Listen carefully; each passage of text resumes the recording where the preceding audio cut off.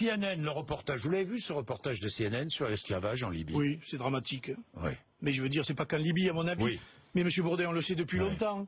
Un jour, je vous présenterai un pêcheur au gros de mon département, au thon, un pêcheur de thon, qui vous dit ça fait 10 ans qu'on ramasse des cadavres en Méditerranée, ça fait 10 ans qu'on connaît les filières, notamment en Libye, etc. Tout le monde est au courant de ce qui se passe. Vous voyez que les bateaux pneumatiques que vous voyez circuler en Méditerranée avec des migrants, il faut bien les construire, ils sortent bien de quelque part, ils ont des moteurs, ces choses-là sont vendues par des réseaux.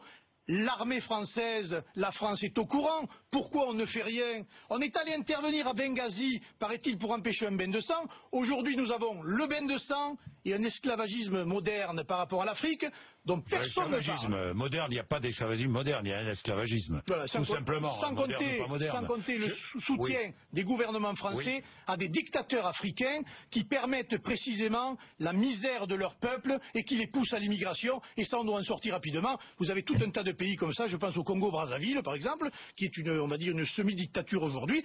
Personne ne dit rien. Tout le monde s'en fout, ça continue comme avant, et je ne suis pas persuadé que les réseaux de la France-Afrique ne soient pas encore présents aujourd'hui dans le monde politique. La France va accueillir les premiers réfugiés évacués de Libye par le HCR au Niger. C'est le rôle de la France d'accueillir aussi.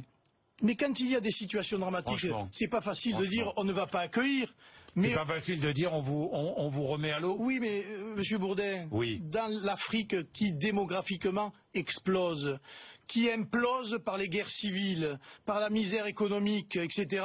Mais nous avons alors vocation à recueillir des centaines de millions de personnes à l'avenir. À un moment donné, il faut être cohérent. Soit on veut stopper l'immigration et on fait un vrai co-développement avec l'Afrique et on y met les moyens et on arrête de soutenir un certain nombre de dictatures, soit on ne le fait pas, eh bien on subira et nous serons submergés. Voilà la vérité.